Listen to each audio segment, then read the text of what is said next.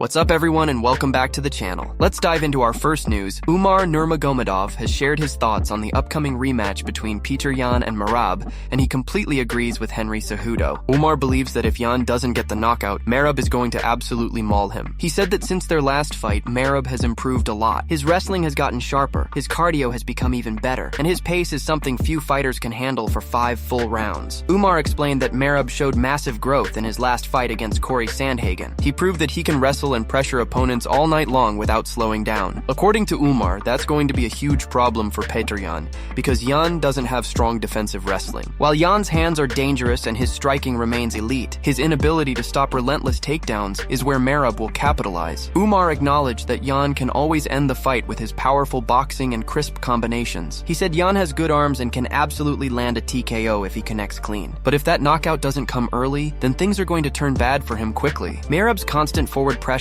chain wrestling, and ground control could completely overwhelm Yan once again. Umar added that this matchup is all about moments. If Petr can hurt Merab early, maybe he can change the fight's direction. But if Merab starts dictating the pace, dragging Yan to the mat, and forcing him to defend for long stretches, then the outcome will look just like their first fight, only worse. Umar finished by saying that Merab is too well-rounded, too conditioned, and too confident right now. If Yan doesn't land that one big shot, Merab will dominate and maul him from start to finish. And before we continue, make sure to leave a like on the video and subscribe to help support the channel. Moving on to another news, the MMA community had plenty to say after RDR's tough loss to Brendan Allen at UFC Vancouver. The fight ended when RDR's corner threw in the towel at the end of the 4th round, and fans, fighters, and analysts were quick to react online. The middleweight division in particular didn't hold back with their thoughts on RDR's performance and how the fight played out. Khamzat reacted first, posting bluntly, "This bull guy give up," clearly unimpressed by how the fight ended. His comment quickly went viral, sparking mixed reactions from fans. Nasruddin Imavov joined in, simply writing, "Knew it," with a laughing and crying emoji, adding to the wave of criticism RDR faced after the loss. Paulo Costa also chimed in with his signature humor, saying, "If I knew it would only last 4 rounds, I would go for it." His comment was a playful jab, suggesting he could have stepped in and finished RDR sooner. Marvin Vittori added his own message, calling RDR out directly with a short but cutting remark, showing little sympathy for the former champion. Baralho had a more curious take, asking, "Did RDR get injured in the fight, or did he just give up?" Real question, guys. His comment seemed to echo what many were wondering after seeing RDR unable to continue into the 5th round. Meanwhile, Jamahal Hill posted his live reaction video, clearly hyped by the result. He was seen shouting, "Let's go! He broke him! He broke him! He ain't coming out! He ain't answering the bell! Let's go!" Hill's excitement reflected how big of a statement win this was for Brendan Allen, who proved himself once again as one of the most dangerous middleweights in the division. The reactions across the MMA world showed just how much RDR's loss shook things up in the middleweight landscape. Moving on to another news, Brendan Allen reflected on his big win over RDR, which came by TKO after RDR's corner threw in the towel at the end of the 4th round. RDR was visibly exhausted and unable to continue into the final frame,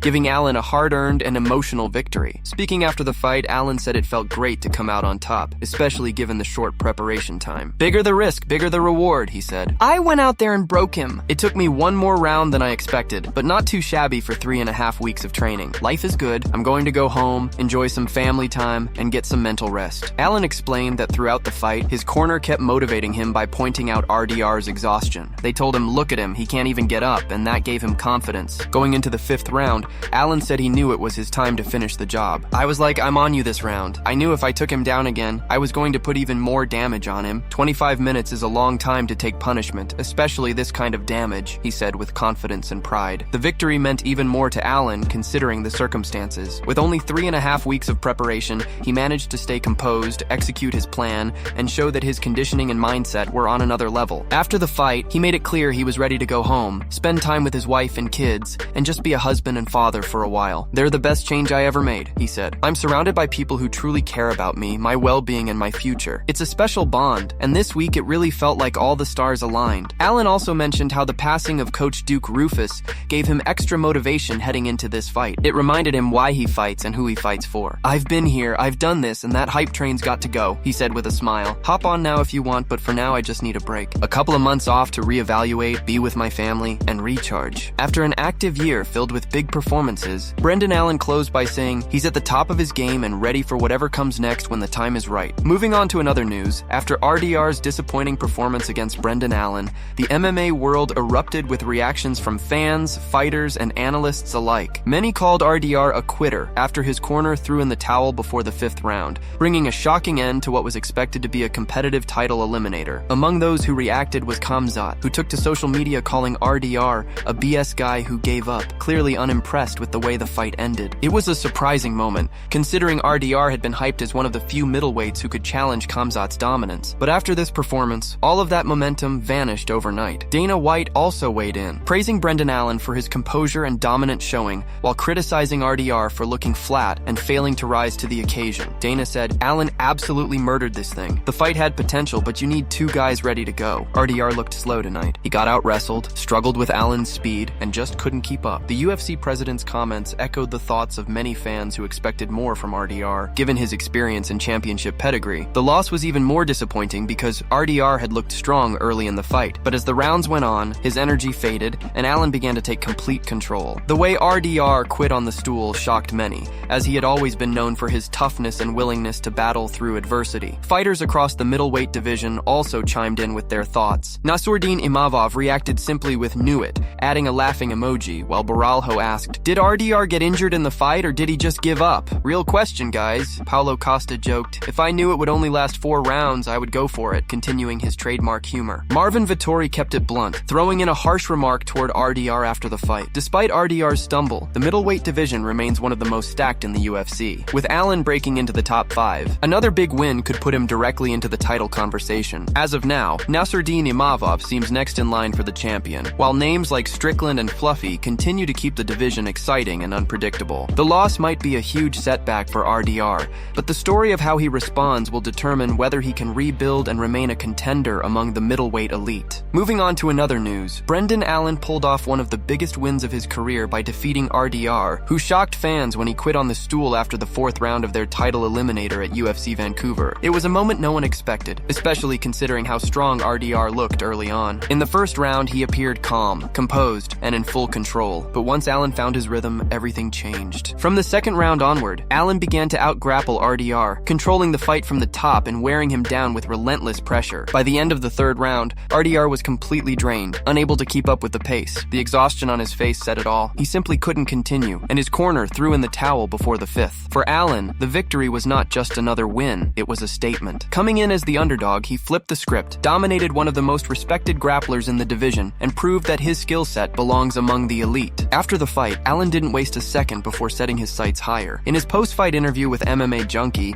he called out the middleweight champion Khamzat, declaring that he's ready to dethrone him if given the opportunity. Allen confidently stated that he believes his grappling and overall fight IQ make him a serious threat to anyone, including Khamzat. He said, "Like I've said before, I speak grappling fluently. His wrestling is really good, obviously, but my jiu-jitsu is really good too. I have the best minds and the best team to prepare me for any style. If that fight happens now or later, I'll be ready. With a full camp, I can take on anyone in the world." Allen also explained how he approached the fight with RDR strategically. He said he knew RDR couldn't keep up that level of pressure for 5 rounds. He was squeezing too hard in the 1st, trying to control everything, but that's not sustainable, Allen said. There's no way he could keep that kind of pace for more than 2 rounds, let alone 5, so I just stayed smart and composed. I let him burn himself out, and once I found my openings, I took over. Allen emphasized that patience was key. 25 minutes is a long time. You have to stay calm, keep calculating, and figure out your opponent's rhythm. I just moved a bit, watched how he reacted, and slowly took the fight away from him. If the Khamzat fight doesn't materialize, Allen also mentioned that he's open to facing Du Plessis next, saying he's confident his team can prepare him to beat any top middleweight. After this dominant win, Allen has cemented himself as a legitimate contender